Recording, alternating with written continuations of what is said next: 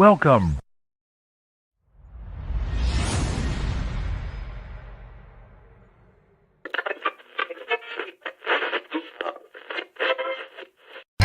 You're now tuned into STWF TV, the Parlay Perspective. The Parlay Perspective. Where we talk hockey. Feed Byfield around one man in on goal. Scores! What a goal! Quentin Byfield! And that gets Jim Fox out of his seat here at Crypto.com Arena. Basketball. Take matters into his own hands, Van Horn. Now, you got to get this into Curry's kick. With the snap. Oh, my gosh. Throw it down, Kobe. Football. Oh, my God. Oh, my God. Oh, my God. Oh, my goodness. Oh, my God. Wilson's going to lob one, and somehow, some way, Paul Richardson comes up with the ball. Cuts upfield. Hurdles over a couple of people. Oh my goodness, did you see that? He hit Steve Brown with what looked like a karate kick. Baseball and more. Well, there goes again. Pitch is swung on a miss. Throw to second base is high. They're going to say that Rojas got in the way. It doesn't matter. Sosa tagged him out anyway. That was an amazing catch and tag by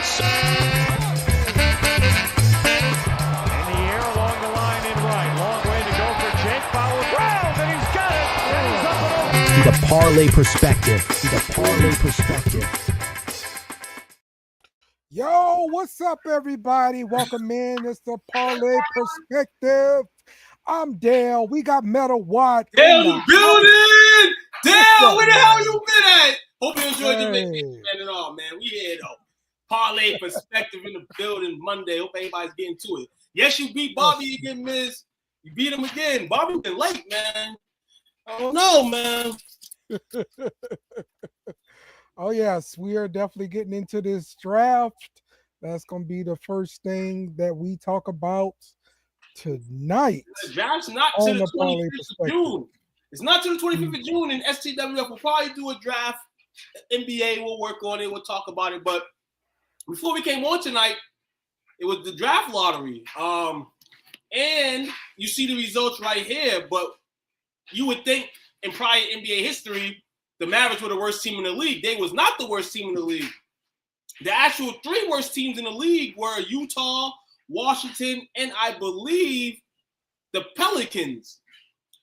At the 5, 6, and 7 spots now, you have Dallas, who people are saying that the rig ball came in because Luka Doncic was traded to the Lakers.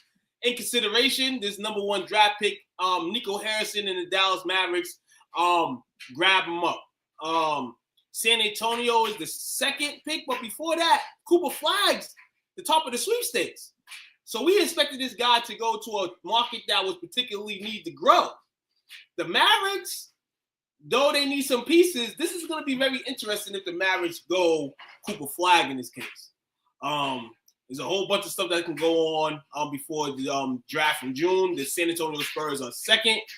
Philadelphia, which I wish their pick was 6 or worse, because they would have to trade that pick. But Philly at 3. They don't deserve that pick, man. The Hornets at 4, Jazz 5, Washington 6, Pelicans number 7, Dale. So the Pelicans get the ride on a 7 pick. I don't think that's what they wanted to get, but 7 is okay. Brooklyn at 8, Toronto at 9, Houston at 10. Houston was a playoff team, noted. 11, the Blazers, Chicago 12, the Hawks 13, and the Spurs again with 2 top lottery picks. So 2 and 14 go their way. Me personally, one of these 2 picks are gonna get traded. Unless Dallas is really trying to go for this casino thing, because we hear things outside. Dallas may move to Vegas. You know, with the whole Luka Doncic situation. Yeah, this rumors has it that Dallas may move to Vegas. Vegas is looking for an expansion NBA team, not trying to go into other cities, but to bring an NBA team that's current and bring them to Vegas. So the draft symbolizes because you don't usually get this in the NBA draft. You get the suckiest teams get the best position, and usually those 3 sucky teams are usually at top. It might flip-flop sometimes between that. But to see a team in Dallas getting this, everybody's going to scream, oh, because of Luka. No, we got to realize the NBA put a new implement in a few years ago where this may happen. And coincidence, everybody's going to say it happened here, then. For Dallas to go get their superstar. Wait, they changed the lottery rules? So the lottery rules, they tweaked it a bit. Okay. Nothing crazy, where something like this could potentially happen that a team... But trying to keep teams from tanking. Yeah, not that team necessarily not tanking, can get a number 1 or 2 or 3 pick. So this is the first year that a team that was, we'll say play-in, playoffs, whatever, got this pick. This is the Dallas Mavericks' first number 1 overall pick, and everybody's going to throw the whom out of, oh, Luka got traded, so this is what they got in return. 1.8 chance of winning. I'm not going to go with the people that say that is rigged. I'm going to sit here and say that what the NBA implemented happened, and I don't think anybody wanted it to happen. Okay. It's rigged. Let me tell you why. Because we talked about this before, and you know, Coach put us on, man. This is the NBA calling the new Mavs ownership's bluff. Oh, you want to tank the entire franchise and move it because you're not getting the casino you want? Now what you going to do? Your move. You got the first pick. Because now they got to make a decision. Do we draft Cooper Flag? If you draft Cooper Flag, all those fans that you just lost trading Luka, they come back, and you don't get to take the franchise the way you want to. It's not going to work now. So now you got to stay. So you got an option. Your option is trade that and Ant Davis for Giannis. But what does that do for you? It brings you Giannis. What you do for Giannis? He's not going to want to be there in 2 years. They have no one else there other than the Kyrie coming off a knee injury. This is all part of the NBA's plan to clap back at the Mavs' new ownership for them trying to take a franchise, trying to force the NBA's hand or force the city of Dallas's hand to move. They want to move. All right. You gotta educate me first off. Yeah. On this casino thing. So basically, Dallas for years we've been talking about it on prior shows. Dallas is in the hunt to gambling. Build a casino. They don't have no gambling. They don't have no. Not Dallas. Dallas ownership. Dallas Mavs ownership. Basically, they want to build the city of Dallas doesn't want it because they're religious and don't do gambling. Yeah. Right. If they did, Jerry Jones would already have one. Trust me. Right. This is Texas. Yes. Exactly. Right. But this is the Mavs owner pushing this. Ownership, yeah, because it's not one guy. It's not just Cuban. Right. It's a new ownership that was bought. Like they bought it like 2 years ago. They bought the Dallas Mavericks organization 2 years ago. One of the things they want to do is implement a new casino and where the old Texas Stadium used to be. It's all blooded right now, looking like they want to do some things. The issue with this is that Luka was due, if he would have stayed in Dallas, almost damn near $430 million extension, which in their stake would have been like, we want this casino. We can do more with this money getting a casino than giving it to Luka. So that's the conspiracy theory of why Luka was traded. Nah, it's kind of that. To tank, to get to where they need to be, so that money could come. Now, look, the ownership group, though. I mean, they got somebody that's Indian in there or something? Probably. It's not. I mean, that's a funny question, but maybe. Who knows? At the end of the day, I mean, that's the only way you get a casino in Texas. I knew something was lined up for that. All right, look, here's the thing, though. They want to build a plaza the way Patriots Place is built, the way Jerry Jones has the plaza built. They want to build a whole thing, not just a stadium. Because wherever the team goes, you're going to build a new stadium. So you got to build a new stadium, and you want to build the whole plaza, restaurants, all of that stuff. And then on top of that, you also want to have the casino. Casino actually is their product. They're gonna be their real money maker. These NBA teams make money, but they got to share a lot of the cut. You know what I mean? It's not It's shared. A lot of it's shared revenue. You really want to make money in a state as a mogul like this, you build a casino. But they're not going to let them do it in Dallas. Except after they traded Luka and all the fans backlash, you heard little whispers of, well, maybe we'll let you get a corner of Frisco to do it in. Right. And me and Coach drove past the area in which the casino potentially could be at. Okay. So what I think happened is the ownership traded Luka to tank the whole franchise. Not tank the people here tank and they think, why would you trade Luka to tank for a pick and get another pick? It's not about the roster. They're tanking the franchise itself. They wanted to make the fans. How did the Dallas fans feel about the Dallas Mavericks the day after they traded Luka? They hated their guts. That's what they wanted. So they could try to get they could be like, look, we're not selling here. Nobody wants to come to the team. We're going to move the team. NBA can't really fight that. But NBA knows Dallas is a good market. So what the NBA do? NBA said, okay, check. Not checkmate because it ain't over yet, but check. We got your king in line. Your move. Because now Dallas ownership, you now have to decide whether you continue your tank. Because now if you continue your tank, if you don't go out and get Cooper Flag, it's kind of obvious of what you're doing. So this is a moment. And if it's obvious what you're doing, the next place you go will not trust you. They're probably not going to give you the money. So I think this is the next step in it. And this is why I feel like either one in San Antonio got two. So I think one of these Texas teams is ultimately going to trade their pick. Now with Cooper, we know he's the number one projected guy right now. But there's been questions. Questions throughout, basically, is he a franchise savior, or is he like a guy that can be one of those A, B, and C pieces, you know what I'm saying, to get a championship?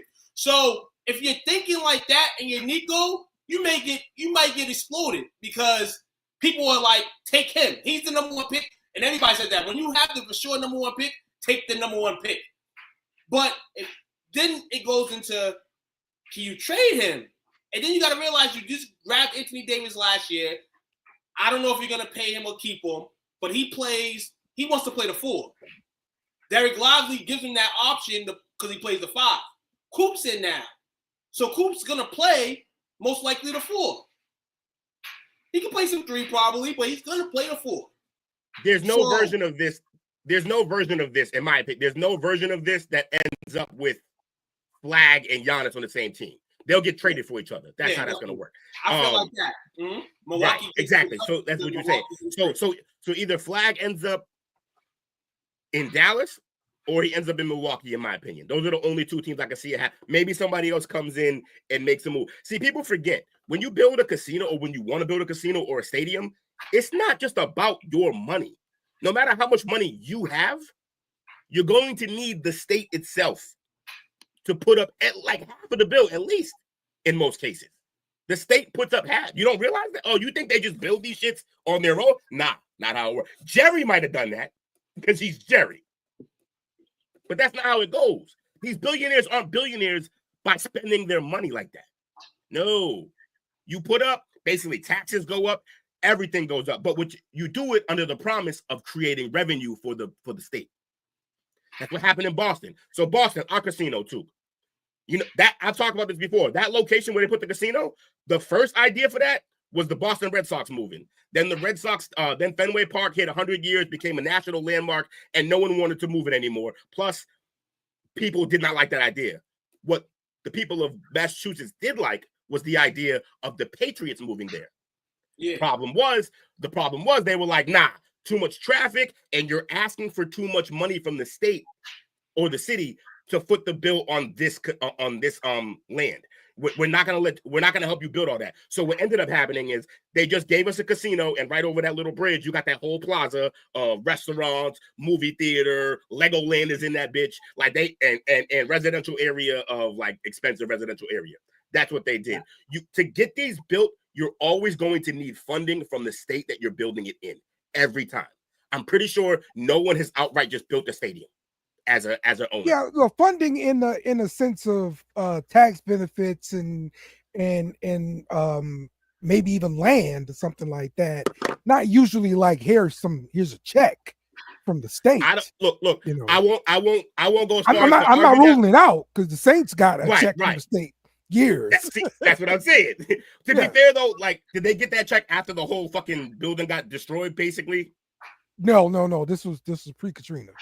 Oh, to build the Superdome, they got a check. Oh, no. The state in New Orleans, that was part of the deal. The state sent them a check every year to come there. New Orleans, yeah. Okay. So stay. So not come. Stay. Stay. Oh, don't leave. We need this. Yes. Right. But see, that's the reason though, because it brings in revenue. Right. Now, for example, the Red Sox tried. So when the Red Sox denied the area that the casino's in, the next move they tried was to buy up all the land around Fenway, and they got fought tooth and nail at every turn. Finally, he got a couple buildings that are like residential, like high-end residential for his players to live and shit at and other people to live in. And they started getting some of the pieces. Now they put in MGM there. They bought other shit. So they're slowly, he wanted to do it all at once because John Henry can do it. But they made him work for it. He basically had to wear people down. You know who fought the hardest? McDonald's. Crazy. They had one little McDonald's. Wasn't even a big deal. There's a McDonald's around the corner at Kenmore. And they fought that shit tooth and nail. And Burger King too. That's why Disney bought up all that shit. That's why Disney bought our property the way he did under like pseudonames, because when one person buying up all the stuff, people gonna know something going on. And it's literally the game of Monopoly. Like that's what they see. We're all watching for the teams. We're watching for the teams. We're going to the casino for whatever gambling problems we have. What we're not actually paying attention to is that somebody owns these things, and it's a monopoly to them. They're literally playing out the game of Monopoly in real life, and we're just here, stooges, going to these joints. Sometimes we land on Boardwalk and got to pay somebody. Sometimes we land on St. James. Yeah, exactly. but you'll never get Park Place. So that's the draft recap, man. Draft recap. If you see it here, look at it again, man. The Spurs got 2 in the top 14. Dallas with the number 1 pick. 76ers with number 3. I wonder what they do with it. Ace Bailey or Dylan Harper. Nico, take Ace Bailey. Also, I still think he's an idiot because of the return he got, but we can't kill Nico for trading Luka anymore. It wasn't his move. Coach told us that, and I truly believe him now. Oh, by the way, we will know with the Dallas ownership what they stand on by what they do with this pick. If they draft Cooper Flag, that means they're literally waving the white flag because they realize they lost. If they trade it for Giannis, just think about it. They trade for Giannis too. What happens? They get Giannis, and now where is Giannis? Giannis is on a team that is not more talented than the team he was just on. It's basically the same team. It's the same team. It's an aging, scoring point guard coming off an injury. Dame and Kyrie, same guy right now. Wait, you got about the next subject, man. Oh, let's bump it up. I'm good at what I do. I'm sorry. Oh, the next subject here, man. Giannis Antetokounmpo announced today or last night that after a disappointing season for the Bucks, that he is open. He is open to exploring other teams, potentially in a league. Now, we called this numerous of times, how old the Bucks were roster-wise and what can they do in years to come with flexibility and money and such like that. And I don't think it's going to be enough to keep a dominating star like him in an era where your stars are moving crazy. So this here, first off, is this draft, is this offseason going to be Giannis being on a new team, man? What do you guys think if you had to predict this shit out? Because this is what's the big deal with them leaving though? Like, is it because he's leaving a small market? He's leaving a small market, a market that drafted him. The Bucks drafted him with the 15 overall pick in the draft, so this guy is literally Milwaukee. Like, this is absolutely. It comes to a point in this generation here, in this era, where players are either forced out or they just leave. This situation right here is to a point where now with the ties in the middle where he maybe wants to leave, but he doesn't want to be forced to leave. But Giannis is so much of a nice guy in the NBA that this is like people bash LeBron and all these other players for wanting to leave, but people kind of get Giannis's reasoning for wanting to leave, being that it's Milwaukee. It's me. I'm people. Is that? So yeah, and then man, he definitely he wants to go to New York. He said New York. But the reason for wanting to leave is because of wanting to play on a super team. No, not super team. He wants to play on a team that can compete every year. This team can't. He said it. I think he said it in. I don't know if it was a tweet or whatever he announced it, or before he had said it back then that if I don't win another championship, I'm not gonna be able to sleep the rest of my life. Obviously exaggerating, but it's going to eat him up. He wants to get another ring. And he put them on notice before, and they went out and got Dame. But they went out and got Dame probably 2 years too late. He had a great season with them, but he's aging. And injuries come with age. They got Dame late. And to get Dame, in all the movement of getting Dame, they traded the second best player that he's been playing with this whole time in Middleton. So now he's waking up every day now and he's looking at a team where he got Dame aging, coming off an injury now, and there's no real influx of youth and talent on that team. And he's in the same because they had to trade their draft picks to obtain these assets, right? Right. Yes. But here's the thing. This is the same problem that LeBron had. Which is why I stopped criticizing LeBron I didn't criticize LeBron for leaving Cleveland. I criticized him for them joining up with two of the other top 5 players in the league. That's my problem. Yeah, that's my problem. The super teams are my problem. But let's say Giannis decides to go, he can go to the Spurs. That's a young and up and coming team. We wouldn't criticize him the same that way because they're so young still. He's got to teach them how to win. If they do any winning, it'll be because of what he taught them. Mm-hmm. So the problem that Braun and Giannis both had was they outkicked their coverage. They played so well with shitty rosters that it made it impossible to build a better roster around them. This is what tanking looks like. This is why teams tank, Dale. You got to tank to get out the hole. The problem is LeBron was winning too many games in Cleveland in his first stint, winning too many games to ever draft anybody with any kind of talent around him. So the only way to do it is to get free agents to come. But nobody wants to sign up to be LeBron James whooping boy. Because no matter what, if you want a LeBron James team and y'all lose, it's your fault. It's never Bron's fault. Yeah. It's always going to be your fault. And Giannis is in the same situation. He's playing too well for them to ever draft anybody good. Oh, my mic is up. I've been yelling at y'all. I'm sorry. Y'all got to tell me that. You sound fine to me. What you talking about? Oh, do I? Okay. I thought I was screaming. Yeah, man. That's basically the tip top on Will, man. And I'll say it like this, man. We knew it was coming. Mm-hmm. The next chapter, hopefully in his career, is dope. But the Bucks, small market team, another small market team losing a valuable player. And like you said, there were assets. You're going to have to definitely hunt for a team that has the assets. The OKC, a Houston Rockets, a San Antonio Spurs. Dallas got Cooper Flag, but who else are they going to have to offer? They're going to have to actually give assets on their team. You know what I'm saying? Because not even just assets. You got to match the contract. His contract's huge, which means the only guy you got to make that deal is AD. Which means, like, don't get me wrong, he's better than AD right now, but like not so much better that he's going to elevate this current roster to a place that AD couldn't. They're going to be in the same exact spot that the Bucks were, except in the West. Not going to be a good team.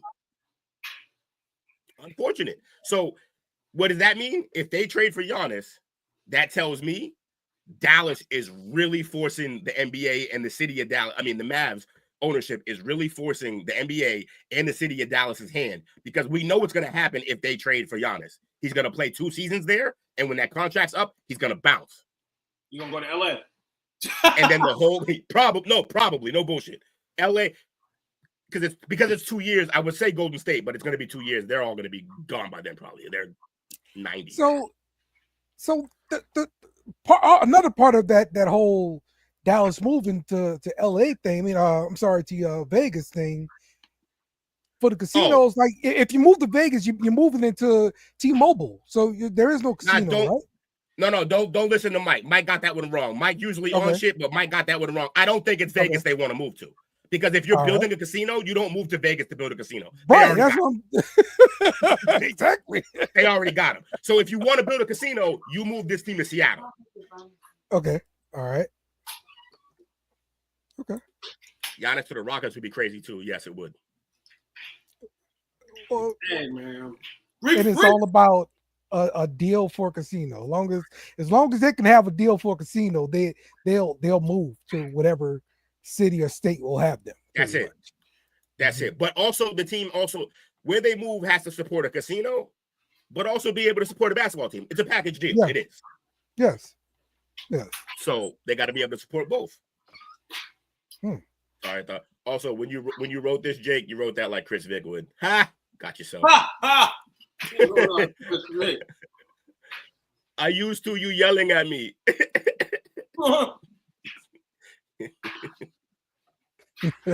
Yeah. So, because San Antonio women are ugly, Barkley told me, and I believe him, Brandon, 100%. Hold on, and they all popped his fucking balloon when he met all them San Antonio girls. So a lot of Hispanic ladies down there, man. A lot of Hispanic ladies. Are there? Yeah. I don't think he was talking about them. He's not that crazy. Giannis to Denver for MPJ picks and salary fillers. Pairing him with Jokic and Murray would be lethal. Yeah, that would be annoying as hell. It definitely would, because they we know Jokic can hold the ball, handle the rock. We know Murray, but Murray's kind of getting to the point where you don't know. I mean, he's still balls, but you can use another great ball handler like Giannis. You know what I'm saying, to kind of take it off him too. He can get more of a shot. You don't have to create crazy shit. You know what I'm saying? So that's the other problem. You make a great point too. That's the other problem with moving Giannis. You can't just plug him in anywhere, because whatever team he goes to, he has to have the ball for a lot of the time. That's his game. Unless you send him to a team with I guess Joker counts as like a pure passer, then yeah, because you're gonna get a bunch of lobs. Like he's gonna be, but he's still gonna want the ball in his hands. I do like the Denver move, because when Joker has the ball, he got an automatic alley-oop standing out there in the box with him. And when Giannis has the ball, he got two shooters. He's no longer able to be doubled. Can't double him. Facts. And Joker's problem, they're swarming him in this series with OKC. They're swarming him. But, yep. Okay. OKC's another one. Speaking of series, let's talk about the playoffs here, man. Let's get into it. Playoffs getting real spicy. It's getting real spicy, man. Series, last night we seen the Pacers take it 3-1. Playoffs? You kidding me? Playoffs? The Cavs, who we thought they were all season.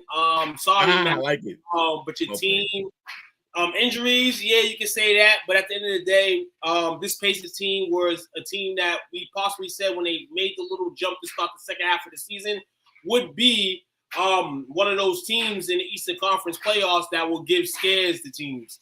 And the Cavaliers are that team that they're giving scares to. Donovan Mitchell last night missed the second half. So in the end, it was able to execute. Going up 41 at the half. No mercy rule, if that was in effect last night, should have took place. They have a chance to close it out in Cleveland tomorrow night. I think if Donovan Mitchell does not play, and similar to last year, he got hurt, left the game, it didn't come back. Was that who they play in the second round last year? I think he did the same shit last year. The same shit happened to him last year. He got hurt. He didn't play. He was done. Yeah.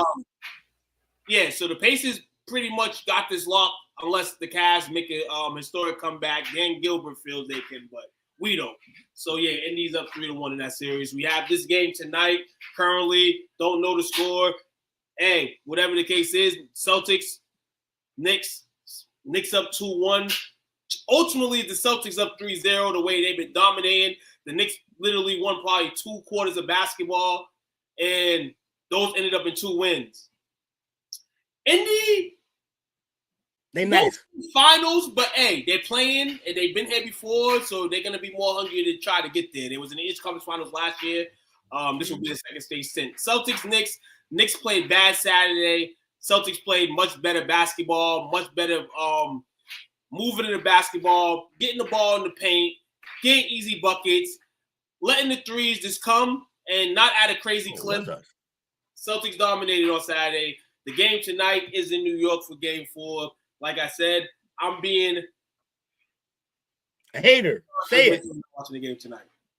You can say it. Just say I'm being a hater. I hate the Celtics. It's okay. No, not even that. No. Because the other day, the last time we was on here, I know you don't like to hear scoring game, blah, blah, but maybe because you're up 62-51 at halftime, that you want to hear the score. So we all know. Yeah. Okay. I see what happened. Yeah, good shit. They're up 62-51 right now at the half. Like I said, the Knicks have only won 2 quarters of basketball, and that's basically brought them to having the 2-1 lead. So ultimately, this is the weirdest series in the NBA's history, I say, since I've been alive. Okay. Yeah, because everybody's hyped on New York. The truth is that we've lost both of those games. We were up 20 in both of them. Choked that away. So we just choked. That's all. And then won by 20 the other night. So yeah, that's the Eastern Conference flow. The Western Conference flow right now. Timberwolves play the Warriors tonight. Minnesota holds a 2-1 lead. No Steph Curry, I believe, again tonight. They're trying to hold it down Game 6. But they're trying to get it to a Game 6. But Minnesota tonight has to realize that you got to put the nail in the coffin right now. You got to put the nail in the coffin on this Golden State team. You got Jimmy Butler the other night at the max, and he was able to hold a 5-point victory. Chances Jimmy Butler can go out for another 30-point game tonight are really slim. I don't think he has. The He is Jimmy Bucket, but he is Jimmy Bucket. But you're right, though. It's not like something, but I don't think it's going to be enough to sustain what the Timberwolves have got. They've gotten the more depth. They got the better team. So I see the Timberwolves winning this game tonight. The Warriors hoping for Steph Curry to come back, but I think Steph is done for the playoffs. They need cum buckets to go off. Yeah, Kuminga had a 30-point game the other night, which was dope. That's his nickname. His nickname within the team is cum buckets. Because it's Jonathan Kuminga, K-U-M, so they call him cum buckets. He scores cum buckets. Crazy name. So, and then we had yesterday. Game 4, Thunder squeezed it out against the Nuggets. Really, really, really competitive series. We see the Nuggets with the experience, willing them to continue to win and play games. When we see the Thunder, the inexperience is kicking in every other game. The inexperience is kicking in every other game, and then you have the difference in the teams. They're much younger, a little bit more faster. But Denver's playing heavily good. Game 5 tomorrow in OKC is going to be a great one. Usually the winners of Game 5s win the series. It's tough. It's tough to even pick a team in this game tomorrow because I want to say Thunder. Jokic can come out and have another 40-point game tomorrow because he struggled over the last few games. The thing is he struggled with what they're doing with him. The way they're boxing him, the way they're forcing. They're basically giving him the old Jordan treatment. Look, we're going to let anybody on the planet beat us, not you. We're throwing everybody at you. We're doubling. The problem is that if you get guys shooting, that doubling shit stops working real fast with a guy like with Joker because he could pass so well. Butler is overrated as hell. He's not going to carry a team by himself. Here we go. Mike got these little pockets of hate that he can't get past, and it makes him not understand what he's talking about. Jimmy carried Miami so many years. Jimmy's a monster. Cut that out. Not overrated at all. In fact, he's underrated. He worked his ass off to be a player in this league when he was drafted, I think, in the 2nd round. He's a savage. And Miz, thank you for that. Spider did get hurt against y'all last year. Yeah. He quit like 2 years in a row. He quit on the team. NBA playoffs, baby. tune in. Game tonight. Tune in if you're a Knicks or Celtics fan to that game tonight. Celtics over here looking like they want to take go up 20 again. So we shall see. Yeah, we shall. There we go. In terms of this Thunder Nuggets, I think Nuggets get tonight. Okay. There we go. I mean, all tomorrow. Right, that's your basketball coverage. I mean, there's more, but you're just getting out of dodge. We got through it. We got through it, y'all. He's the worst. Nah, there's more home stuff. Why do you hate basketball so much? I don't think he hates basketball. He just mad. There's much more basketball. He hates it. Why you hate it? Is that why you hate it? Because your team can't pick nobody good? You see? Look at that. 7. We sucked. We get 7. You telling me? But you've had the first multiple times. It didn't do shit with it. What you mean? We got Zion. How's that working out? We got Zion. That's what. No. See, the problem is you got Ant Davis and you traded him. Well, yeah, because we had to. Did you? We was forced to. Yes. Why? Why'd you have to? Oh, because he was so unhappy. Why was he unhappy? He you put a wanted team to around get to LA so bad. So we had to trade him. If y'all was winning, he wouldn't have left. Well, you know what? We weren't winning because he wasn't freaking playing. How about that? You know what he's doing now? He's not playing. Look, he's going to be a Hall of Famer when it's said and done, and he did most of that on your team. Okay. Good talk. Stop picking basketball, man. We got next over here on the helm. We're going to baseball next, man. Yes. Can we go back?0 have fired Bud Black. This is following a 21-0 loss to the San Diego Padres on Saturday. That's like one of the most lopsided defeats in the franchise history. This loss capped the 8-game losing streak, with the team starting the dismal 7-33, the worst 40-game start in MLB since the 1988 Baltimore Orioles. It's crazy because they support their team in Colorado. They come out to the games. They're not like the Athletics or any other team that you see with Chicago White Sox. That team, they stink. They stink forever. They've been bad for a long time. This coach in his 9th year finally gets fired after losing to the best team probably right now in the MLB. So in this season case, he didn't get his get in his seat, but he had 9 years to show. And at this time, they said enough was enough. This man went 544 and 690. Though he's the winningest manager in their franchise history, there has to be a winningest coach in their franchise history. So that exits itself out. Bill Schneider of the Colorado Rockies said they need to get better, and I'm happy after all these years you decided that you need to go in a different direction because you should have did that about 5 years ago. You play in a tough division. I think they play in the NL West, so they never have a chance. Give yourself a chance, and if that's letting your coach go, then that's the way to go. But it should have took you 5 years beforehand to go fire this man. You fired him after he lost to the best team in MLB. I'm going to defend him and being fired on that day, but he should have been fired. But he is the winningest manager in Rockies history. That's not saying much. He has a losing record as Rockies manager. His record is like 544 and 690. So it's a terrible loss. They've been outscored by 128 runs this season. The only team since 1900 with a worse run differential is the 2023 Oakland Athletics at minus 144 through 40 games. Yeah, it's been 100+ losses.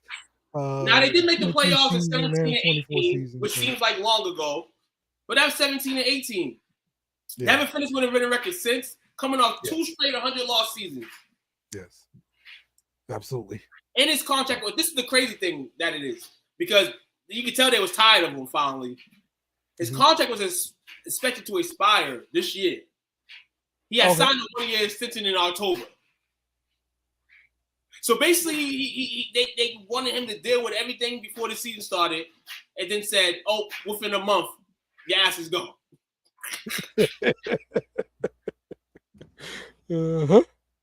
That's it, man. I told everybody with the Athletics, Jake. I told everybody the Athletics were going to improve this year. I didn't say how much, but I said they will improve. They can't be a laughing stock in the MLB forever, blink stadiums and all that stuff. We can't do that. Yeah, somewhat. Also, here's the thing: like winning as coach in Rockies history, that don't mean nothing. Like it's a Rocky. Also, he gonna be in the Hall of Fame for the Rockies, bro. What you talking about? So will Belichick, and he got fired. Yeah, you can go. Not a problem. You can go if you're not the guy.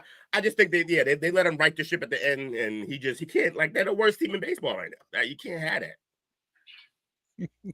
How you the worst team in baseball, and your whole place is built to fucking send home runs out because there's fucking no out. There's no air out there. It's high altitude. Yeah. You're supposed to load your roster up with home run hitters and just beat everybody 14-13. 21. Well, Rockies. I'm gonna give you a hint, man. You should probably draft guys from LSU. Okay, if you want some good players. Or Florida. You know, Paul Skeens tearing it up in the majors. You know, we got Dylan Cruz. You know, he named the only two he knows. Right. It goes on and on, but I only know those two because I don't care about this sport. Me. Come on, man. So many guys out there. Shout out to the baseball gods. Yeah, that's us for baseball this week, man. Yeah, moving on. Yeah. And hockey. There's a playoffs going on, y'all. Playoffs. I mean, I was gonna dub this segment tonight because somebody ain't here for the third straight. Playoffs. Don't talk about playoffs. You kidding me? Playoffs. I gotta be Tuke Subban this week. Tuke Subban, tell me something. Update. So what I'm seeing here is that last week the Toronto Maple Leafs were on top of the world to me, and now the Toronto Blue Jays are playing like the Dallas Cowboys. They let the Florida Panthers even the series up. I'm not concerned. I think they still can win this series, but you don't want to end the season like this, giving up leads in the playoffs, particularly to a team like Florida, man. On the other side, down below, Washington, Carolina. We kind of already figured that Carolina was going to give the 6 to Washington. Washington got a game in, but overall, Carolina is just the better team on ice. And it's going to take a lot more than the two guys they have in Washington to gather up some wins. I'm going to say this ends in 6, but Carolina right now definitely extremely has the advantage. Now, on the other side of the Western Conference, Wes, go ahead, check it. Well, Washington got here off of pure adrenaline, playing so hard. They're a good team, but playing off pure adrenaline because of Ovi getting the record and all that shit, and like that can only sustain for so long. I really still want them to win, but I wouldn't bet on them anymore. Yeah, the juice is gone, man. The juice in Washington's gone. They're not getting Cooper Flag. Ovi's not getting another title. They're not getting Cooper Flag is wild. That's wild. They were supposed to get him. Now, we talk about the Celtics-Knicks series and how the Knicks probably only won like 2 quarters, literally. The Edmonton-Vegas night series is kind of in that aspect. Because most of these games in this series, Vegas has dominated. But they're down 2-1 to Edmonton. Let Edmonton come back an OT one game. Vegas nice, man. It's unlike you, man. You know, the choke when you're given the advantage in the situation. But like Will said, maybe the NHL guards are saying, Connor McDavid, we're going to try to get y'all in. Referees, they need it. Whatever he wants. You know what I'm saying? They need it. It's the face of their league, and no one knows what the fuck he looks like because the team doesn't go nowhere in the playoffs. So Edmonton has gained traction here. So Jake, if you're still watching, how did your watch along go with Coach? I got fucking halfway into a bottle of Henny and decided not to torture y'all by joining that show. It looked like something real fierce. Game 1, I can tell you that. As Dallas was able to edge it out, Winnipeg was able to take game 2. But then the Dallas Stars turned up yesterday. I think they won like 2-5 or 3-5. Now they're up 2-1. And yeah, Winnipeg, you shook that first series. Don't get too uncomfortable because it's gonna make Dallas comfortable. And Dallas is in the staring seat right now, and it looks like coach is laughing at Jake right now. But Jake's team can tie the series and be the best team in hockey they've been all season, and bring it to Game 5 in Winnipeg, where they definitely get the home. Were they the 1 seed? They're the 1 seed. Wow. Jake really be front running. They're the number 1. They're the overall number 1 seed if we want to do that in the NHL in terms of rankings. They're the overall number 1 seed, the points champion, and all that. What's the watch along thing that you were just talking about? Oh, so coach Jake and coach were supposed to watch this game, at least game 1, I think, together live on the pod. I don't know if they did it though. Oh, on Friday. Or not. I don't know if it was game 1. Whatever. It was supposed to happen Friday. It was game 1. No, hold on. Yeah, it was game 1. Yep. Hold on. Damn. Might have been game. Might have been game 2. Might have been game 2. Yeah. Gotcha. Because I feel like that series is moving too fast. It's Monday, and if it's Friday, damn, they ain't play that big game. NHL ain't that crazy. Nah, you gotta. I know they compete. They competing with another league for the playoffs and shit, but they're not nuts. Yo, hey, this is Subban. This is Will Ovechkin and Dale Crosby with the news. Yeah, I find another brother. Who was the other Gear? I forget his name. He's a goalie back in the day. There's like 5 black guys ever in hockey. All right. One of them was light skinned like me though. We're gonna talk NCAA betting because and here's where it all falls down. The NCAA is reportedly moving towards lifting its ban on athletes, coaches, and staff betting on professional sports with the with the potential implementation as early as this summer.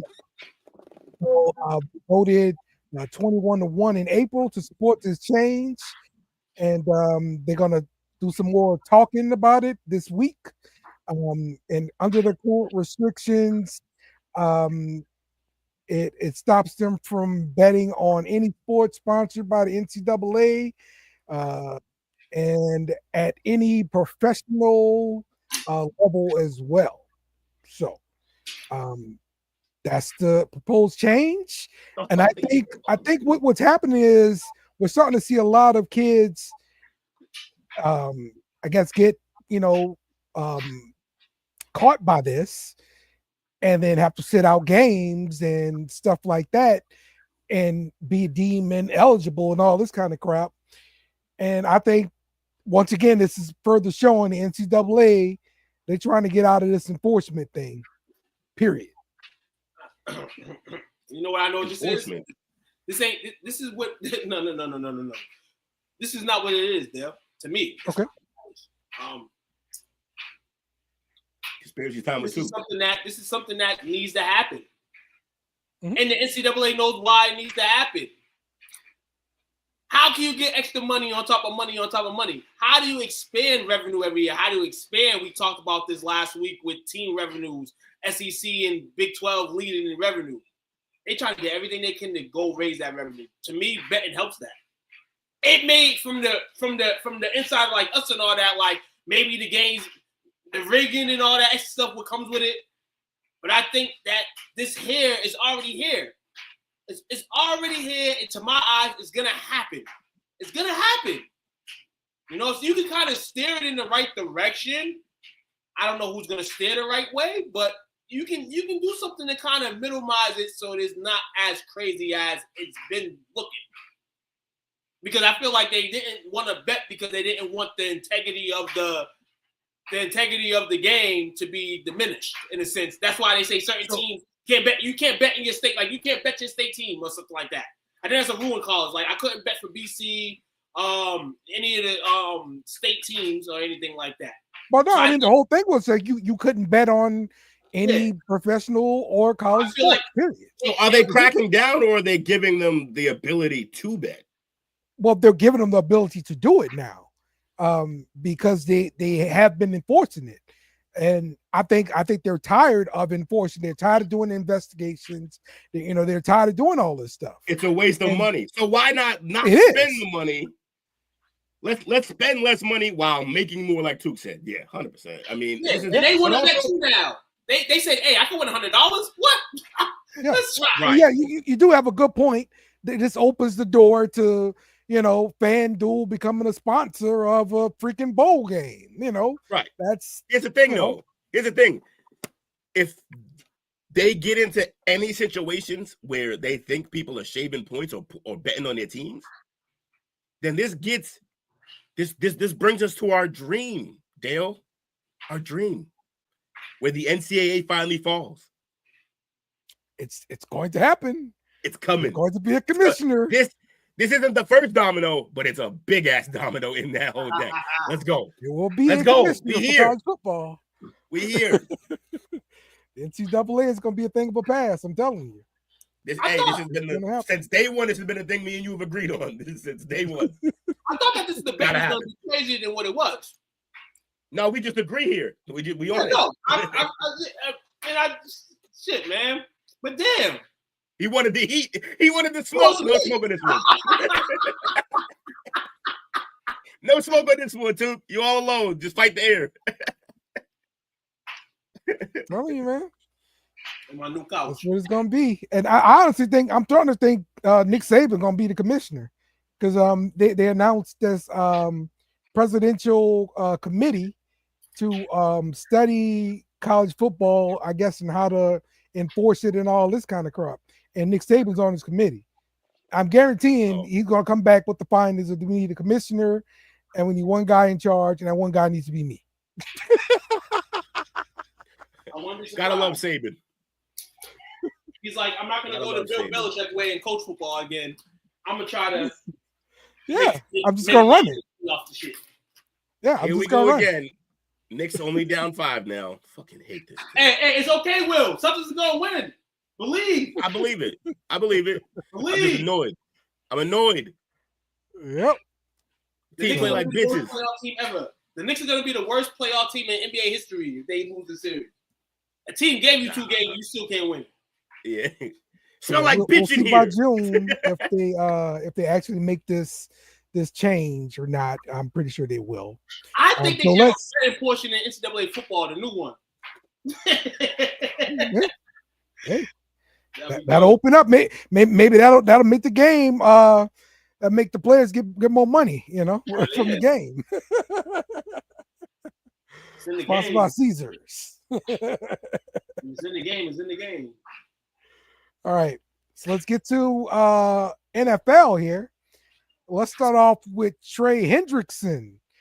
He's expressed frustration because he has not gotten a new contract yet. And he's talking about some of the contract talks he's had has not been up to standard. So he says, go ahead. Listen here. With him, man, this is a public service announcement for Tuquan. They signed the two brothers for high money. You were high money. You should know damn well you wasn't gonna get paid what you wanted to get paid, Trey Henderson. You should know that the Bengals do not care about defense. Though they drafted some defenders this year, defenders that they could pay. They didn't want to pay. Trey, no disrespect, but you better start really forcing the hand and tell me you really want. Well, you probably have been saying you want to get out. But hopefully you can find a team to fit your services, because Cincinnati ain't it, Chief.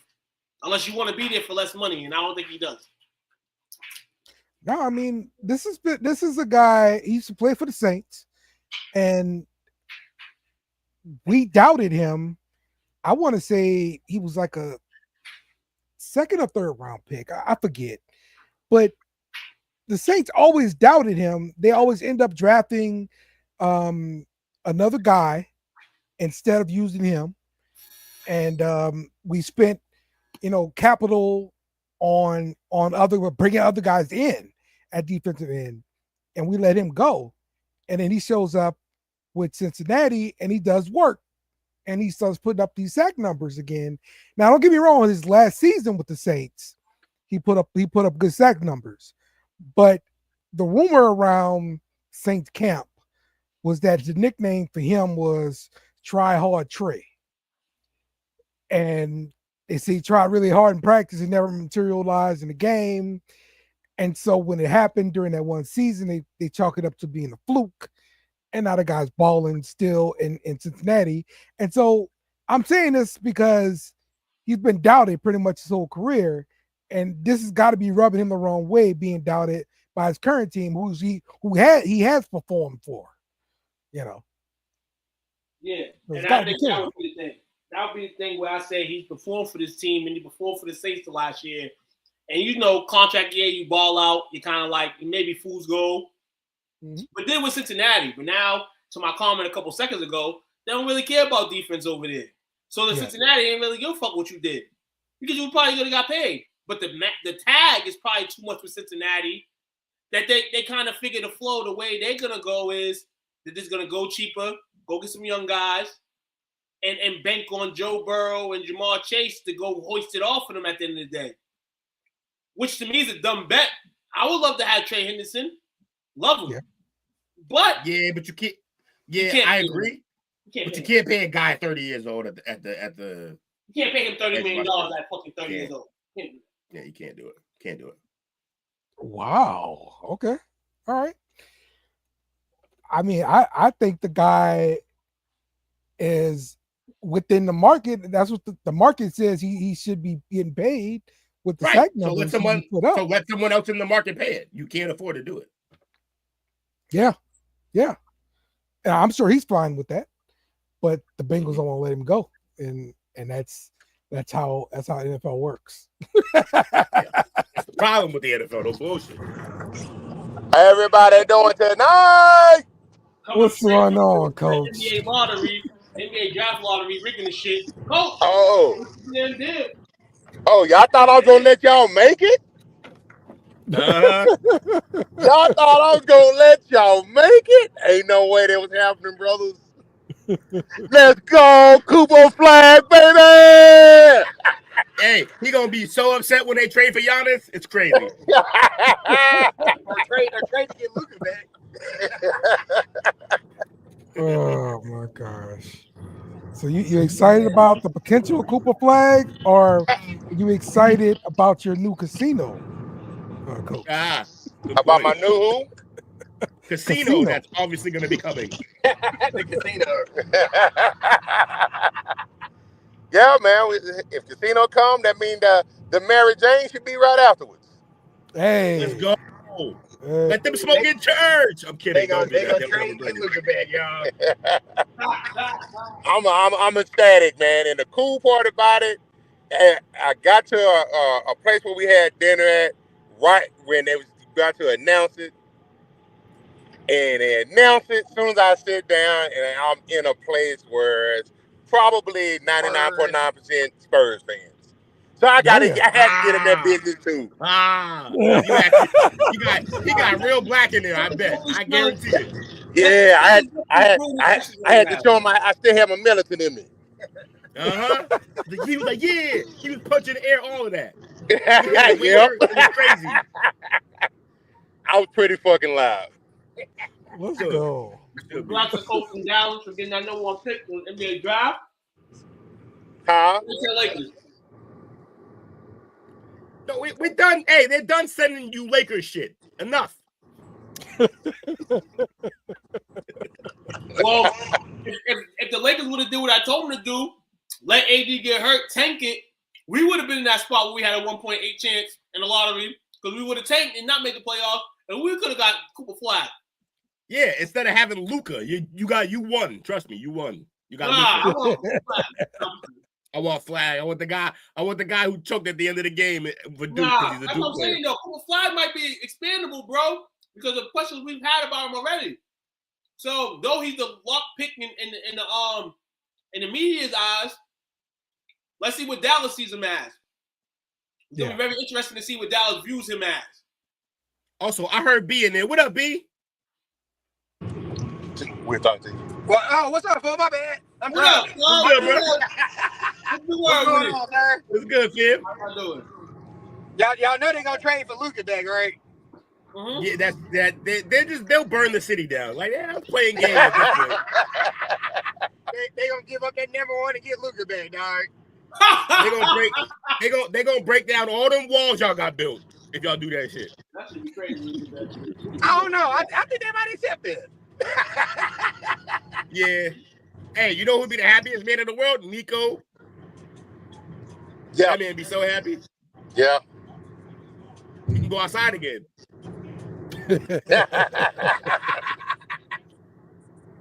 My man Nico. Yeah. Only in San Antonio, bro. What you see? Y'all on the road again? Huh? Y'all on the road again? What you see? A dude on the back on the freeway holding a refrigerator. He like a refrigerator or a couch, but that's a lot of trust in that gate. Leaning on the gate, holding that bitch. And they on the freeway doing about 70, 75. Ooh. Hey, Ford better get it together. Keep that man alive. Just running you hard, bro. I know. Right. Already you all. He is. That's Russian roulette. He's crazy.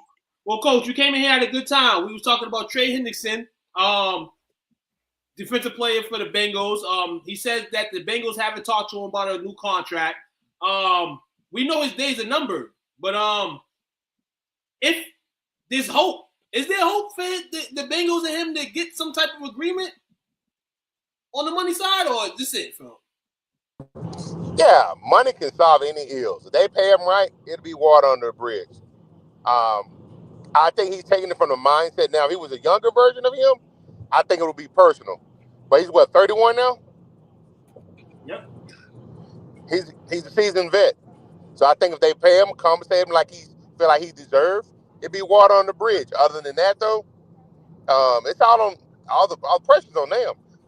They made a decision. Do you want him disgruntled? I don't think he gets. If he makes it through training camp, I don't think he makes it to the end of the year. I think he definitely gets traded during the season. Making trade patience, Jake says.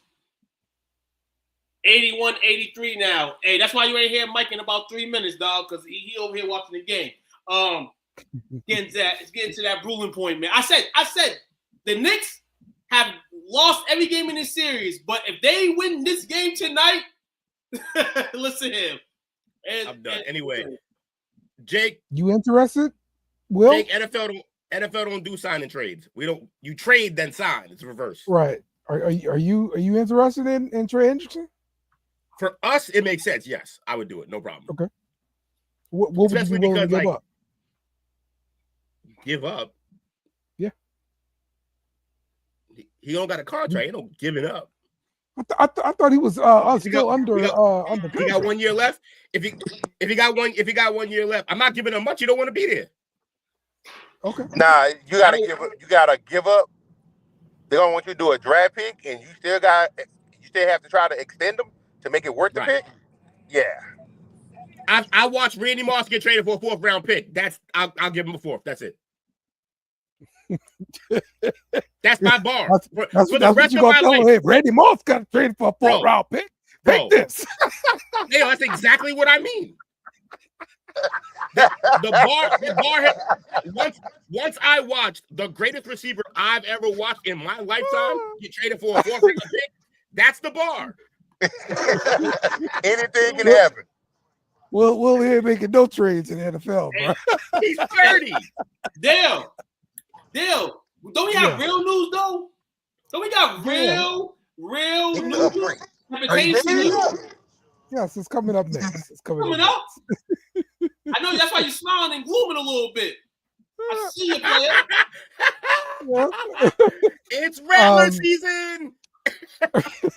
So, Derek Carr has decided to retire at the age of 34.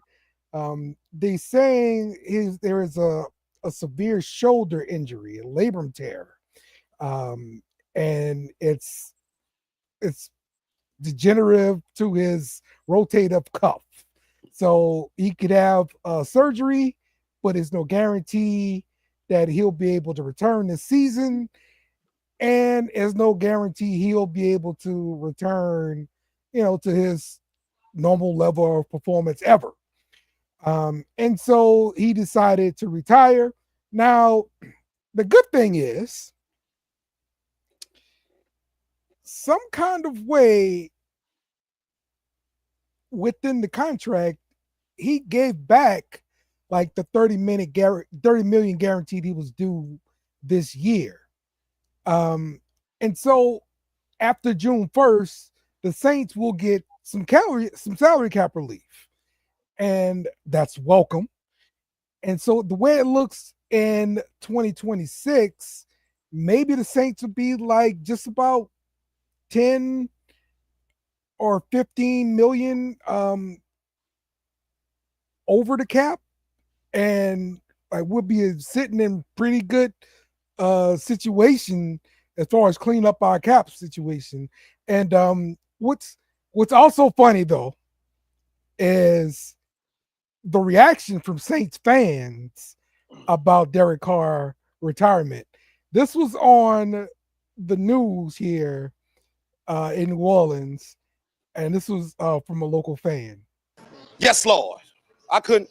Yes, Lord. I had to get off the line because everybody's phone went off at the same time. I thought it was like a weather advisory or something, but no, it was a message from God himself. All that we need next is Mickey Loomis gone. That's pretty much it. So, the fan base is pretty happy about it. But I do have to, tip my cap to Derek Carr for allowing this to happen, because he could have just, I guess like held on and made the Saints pay him or whatever. I mean, he's still getting his money, but this guarantee gets to come off the books here for the Saints, and that pushes up the time frame of us getting back to, cap compliance and everything like that. So really, really good news for the Saints. The shuck must go on. Yep, that's right. But so now, we got a young quarterback room. It's Tyler Shuck, the 2nd round pick from this year. It's Spencer Rattler, 5th round pick from last year, and Jake Haener, the 4th round pick from the previous year. And everybody's going to battle it out, and we'll see who's going to come out as the number one guy. In my opinion, it's going to be Rattler. I think he has the better skills. However, the Saints put a 2nd round pick in. This is a new coach. This could be his guy. So if Kellen Moore thinks Tyler Shuck is his guy, we'll see. All right, man. Dale, man, I know y'all blessed from God for this to happen. That Derek Carr's no longer with y'all. Y'all can kind of go with y'all QB journey now. You don't have 3 of the best guys right now in the locker room, but that's good enough to be equal to about 2 to 4 wins. And that's a tank season for you guys. So I hope Dale, first off, this season. 3 of the best guys. You don't have 3. You might have 3 of the worst. If you're being 3 of the best guys in there. But up there, you come into this season knowing that there's no chance y'all gonna win this division with any of these QBs. Do you tank? Tank? Dale, you want the opposite from what you did last year. We want the opposite. Don't beat Dallas. Dale, you gonna add your face to our tank graphic? You ready? You ready finally? You coming on home? We got to see on how. Come on, Dale. But I'm hearing a little rumor flying in the air that a certain pest may want to fly around this summer and sting people and sting the Saints potentially. Aaron Rodgers heard a little light rumor today that all another 9 the whole car to the new another 7-win season. Here it comes. So Dale, You got You blessed. ready, Dale? You got blessed like the Dallas Dale? Cowboys. I mean, the Dallas Mavericks. Sorry, Cowboys ain't get blessed. Dale, Dale, do you want Aaron Rodgers or no? No, definitely not that. No. Okay. I'm good on He's that. learning. He's learning. I'm good on that. But yeah, I mean, look, if they're gonna operate like we gonna tank, fine, let's do it. But I don't believe that's how Mickey Loomis is gonna operate. And I think once we get the salary cap relief, they're gonna end up trying to make another move for another player. Because if they don't, they really stay pat, we could move $10 to $15 million in salary cap space, roll that over to next year. Boom. That helps even more with salary cap compliance. Maybe we come back to the mean, and then we got to just borrow from 27 and make moves for 26, and like we in it. Bro. It's like you don't learn. It's crazy. No, that's what we gonna do. Like that's how we operate. Like it's gonna be 1 year, at least. Yeah, that's how it goes, bro. All of the aging contracts are gonna be gone. Like Cam Jordan's coming to the end. Mario Davis is coming to the end. There's no more big contracts out there. You see what I'm saying? Like it's coming to an end, bro. It's coming to an end. No, you're right, Dale. All laughs should become smiles someday, and your time's coming, hopefully. So I appreciate you for standing through the hard times of being a real Saints fan, standing through these terrible times we've had with the cap, and now you can stop spending your money and gambling, and now have a little bit of money in the cap so you can get busy. All night. Hopefully not. Yeah. Couldn't have happened to a better organization. Now fire Mickey Loomis. You talk about Derek Carr retiring? Couldn't happen to a better organization? Yeah. Y'all conflicted. A lot of y'all are happy. I'm sorry, some of y'all are happy. A lot of y'all are, and some of y'all are not. Well, most of us should be happy. I showed you a clip on the news. Like, we understand Derek Carr is not going to take us to this promised land. That He we was want never to taking y'all to the promised land. You thought he was taking y'all to the promised land? There were people who thought this, and that's why we have Did you? No, I'm asking. No, I'm asking you on wax. Did you think Derek Carr was leading y'all to the promised land? I've been on record saying Derek Carr. You just say he was like you said he was a top 10 quarterback. You just say that. No, I said he was a middle of the road quarterback. You said 15. I played. And you can win the Super Bowl with a middle of the road quarterback. Yes, I stand fast on that. Yes. It's the Saints holiday, man. Give Kamara up next to Dallas. It will be all right. Because I don't like the drafting quarterbacks every freaking year until you get lucky. That's some dumb shit to me. That's some dumb stuff. Y'all got 30 out of that $40 million back, though. That's dope. Yes, it's great. It's wonderful. I love it. I love that. So, so that is the last thing that I've got for the show today. You got the last thing you got. Hold on. All right, Dale. We know we got Best in the World on Thursday, but what was your take on this weekend's Backlash event? Yes. So Backlash, the main event was John Cena versus Randy Orton. These are two guys came in together.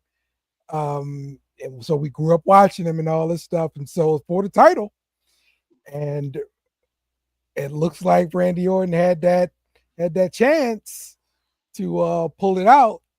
But of course, shenanigans happened, and John Cena. We could have pictured every single way that match could have ended. We knew it was going to end John Cena winning. But the way it ended, with R-Truth making surprise cameo out to screw Randy Orton. As we know, R-Truth is John Cena's #1 fan. He is the last real fan standing, like John Cena says, the last real champion. John Cena gets the win, but then what happened afterwards, after the pay-per-view, was kind of the funny / shocking part. John Cena was going to answer some questions in this post interview. He didn't do it at the last pay-per-view. And out of nowhere, R-Truth comes into the podium, comes to the press conference, and John Cena warns him to not say anything else. R-Truth says something, and John Cena F5 AAs him into the table. His last real fan, R-Truth, the last real fan. He's still gonna be a fan. So now we got this John Cena championship turn and all this extra stuff going on. What the hell is WWE booking here? Because this is crazy. And now R-Truth might be in line for a title shot. Yep. I mean, he's fought John Cena before for the title. Little Jimmy, if y'all don't remember, Capital Punishment. I think it was like 2013, 14. But that's years ago. So the fact that they're going to bring him Randy and now potentially R-Truth, what the heck are they doing? Is this like John Cena's opponents? This is a horrible choice so far. Horrible choice. No disrespect to Randy, but Randy didn't deserve a title shot. I love me some R-Truth.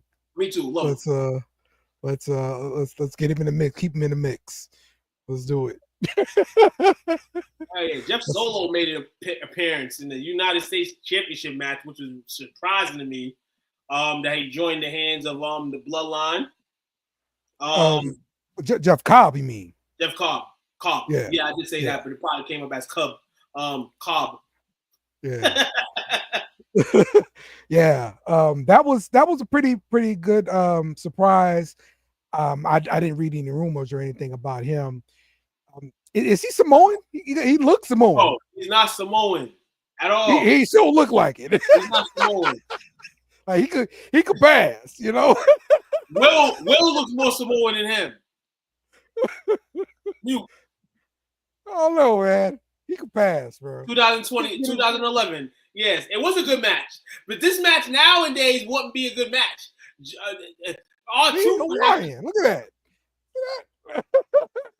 So he ain't Samoan. Yeah, it's gonna be interesting to see what they do with him. And we know Soa at some point is gonna turn on Fatu. Yeah, and they've got history in the Indies together. Yes. I've seen a couple different little matchups or whatever between them as far as cards or whatever. So yeah. Should be interesting, man. Should be interesting. Oh my God, I don't know if this is real, but Otis just shared this on the internet. It came from talent relations at the WWE, and it says effective immediately, WWE will be making adjustments to its catering offerings at all televised and non-televised events, beginning with tonight's Raw taping. Due to continued reports and direct observations of excessive consumption and misuse of the snack cake bar by a select number of individuals, we have made the decision to remove the following items from the catering access: zebra cakes, Swiss rolls, cosmic brownies, and oatmeal cream pies. While these items are no longer available free of charge, they're still available for purchase at the designated catering stations.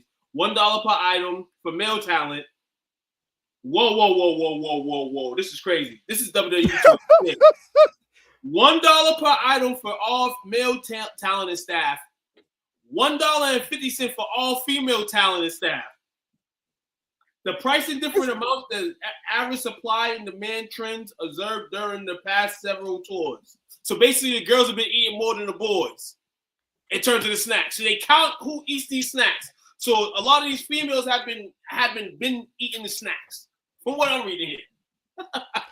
This is $1 billion company, bro. You about to nickel and dime your talent for some freaking snacks? We may understand that this is man. Yo, this is crazy, bro. You took the 4 top snacks out of the bar and just start charging them. That's wait, whack. yo, did they ever change and do they currently cover like insurance for the wrestlers now? Because they didn't back in the day. No. Do they got no. Crazy. They gotta come out of pocket their own self for that shit, and that's something that they it's like they would never change that, and that's the crazy thing about it. The crazy reality about it is that these wrestlers will not get that insurance that You know, a lot of you see rest in peace to Sabu, 60 years old. Yeah. We seen the fucking recklessness he did in the ring for all those years. You know, and to not have no type of insurance, no type of help, you know what I'm saying, and all that stuff after you gave me blood, sweat, and tears to organization after organization, it's crazy as hell. He just had his last match a few weeks ago too. Ventura tried to bring the union back in the day. Hope wasn't having that shit though. He ratted the Vince, said, "Yo, Ventura trying to build a union over here." It's crazy as hell. Man, you kidding me, bro? Like nickel and diming your talent like this for some zebra cakes? Hell yeah. They're charging the females more than the males. That's crazy. Yeah, that's crazy too, bro. Like, it's a scandal within a scandal. Yeah, but in WWE, we know they have a scandal with girls and females anyway. So you over here doing that shit, man.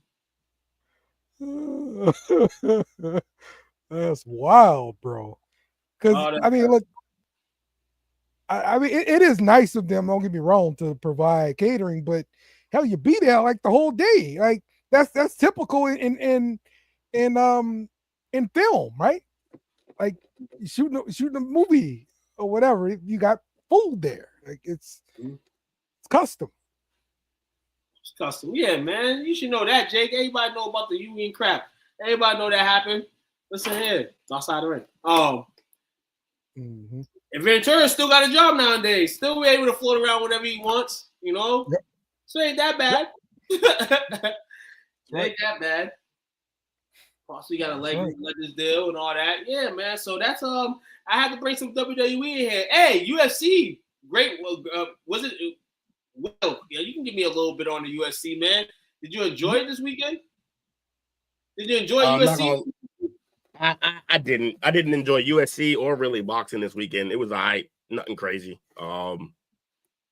Yeah, I think they have a star issue right now in the UFC, where their best and most brightest stars aren't even fighting anymore. The next line of stars are getting old and aren't really beatable. Doing it like. Yeah, they're beatable. Not only just not beatable, like not only are they beatable, it's just not as fun as it was to once watch them.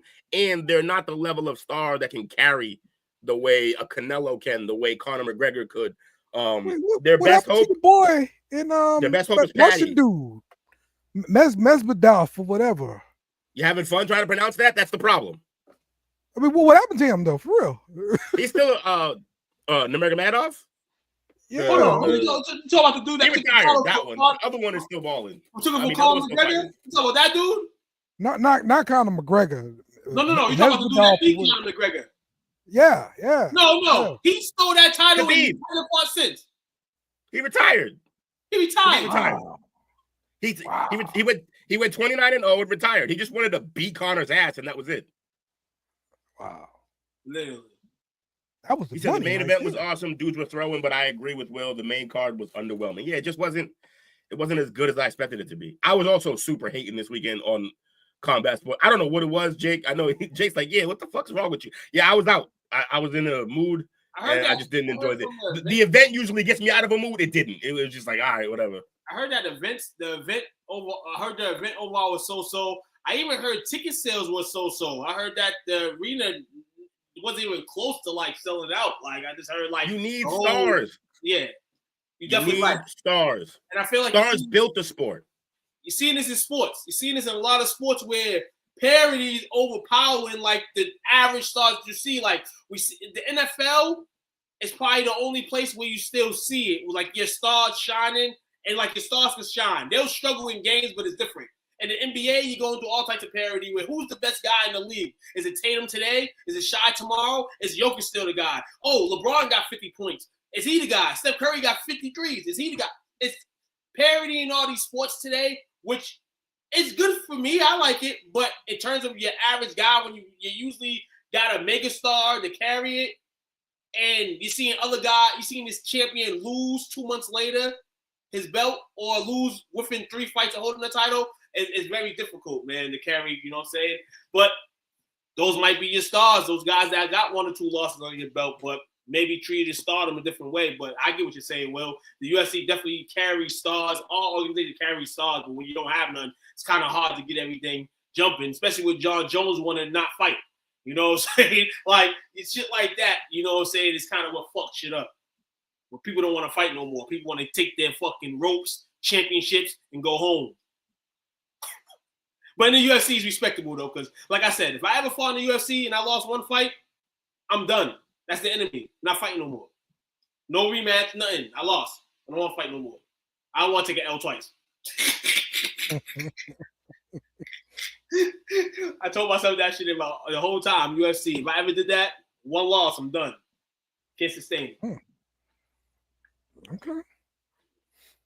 All right. Well, hey, that's we covered a lot of sports. Man, we covered a lot of stuff, man. Definitely, man. That's what we do. Hey, we did not let y'all know that we are the official sponsor of the Dallas Wings and the Arlington Renegades. Dallas Wings, big win this weekend against a team from Tokyo. The Renegades on like a 4-game losing streak. What the hell is going on with y'all Renegades? Y'all started the season hot. I meant to say this earlier. Jake's right. The only star that the hope that they have right now in terms of like star power like that is Patty Pimblett.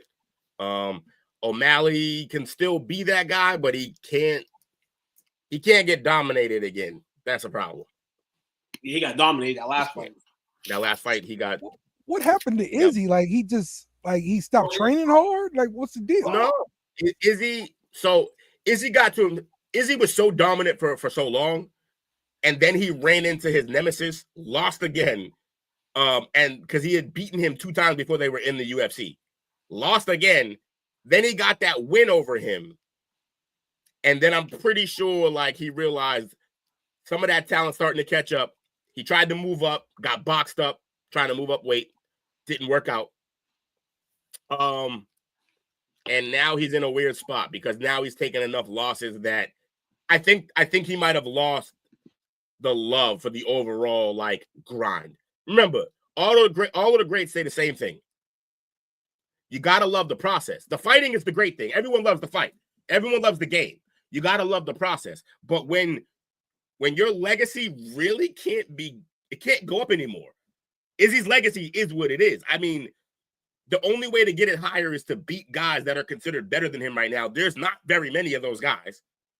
So the only way to do it is to change weight classes because he's dominated that weight class, change weight classes, and he realized in a couple fights, not something he can do.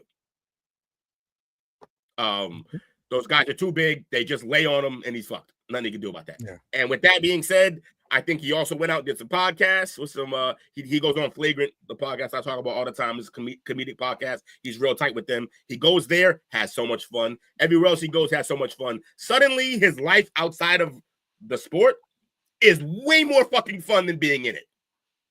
So I think it's difficult for him to, that don't mean he's done. But I just think the reign is over. Yeah, the reign's over Izzy's, and he had a great career, man. Overall, it's just like you said, man. You just hit a certain point where it's the UFC, man. You're kind of in the UFC to lose. Like if you're undefeated and end up undefeated in the UFC, that's respect to you. But most of the time, it's not going to happen. And for Izzy, he just wanted to continue to fight. A lot of people will not fight no more, like myself. And he lost to where he lost on an undercard. I think main event. It was an event. But it wasn't like a real big event. And then he lost in that last one. And it was kind of like, damn, I see the reality. I'm going to be on a prelim card soon. And I don't want to do that. So I kind of bow out gracefully. So shout out to Izzy. Out of a warrior. That answers a lot of questions though. So, all right. Appreciate everybody for joining us for sure. Yeah, y'all thought the Parlay Perspective was fire. Chop up. Same. Yeah. Chickadee. Yeah. Oh, be sure to check us out tomorrow for Chop Up. Let me give the chat homework though. Chat, join us this week if you can in our taste test. We're going to be doing Pringles has partnered up with Hot Ones. We're going to melt your faces tomorrow. We're going to melt your faces. Oh, man. You said we're doing KFC tomorrow. We're doing these two. We can do more than one thing, Dale. Jesus. You can. so singular, like focused. You don't want to stuff your More face? than one thing can happen on these shows, and often does. Right. I think I previewed 3 things one week. What are you talking about? Okay. I gave you easy homework. He wants to give you a fucking SAT study course for homework. Go buy a whole goddamn meal from KFC that you gotta find. I'm giving you something easy. Dollar Tree has those. Hot ones. Pringles. Okay. Cool. Hot ones, Pringles. There we go. Yes, sir. There we go. All right.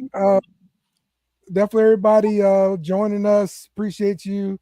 Mike, Brandon, Bobby, and Jake. Of course. We thank all of you people for joining us for the Parlay Perspective.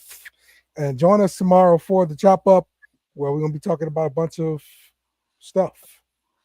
I don't know yet. Yes, sir. Yes, sir, man. And hey, for everybody tuning in, man, enjoy the rest of tonight, man. Some good playoff games going on, man. Hey, don't burn the city down if you lose if you're Boston and New York. Don't burn the city down if it's your team. Just keep the cities cool. Concord Collective, man, and talk shit, man. You don't gotta fight. And yeah, be cool, everybody, man. Y'all have a good night. Shout out to all y'all. Real talk, man. One love. To tomorrow. Thanks for joining us, man. Shout out to the chat.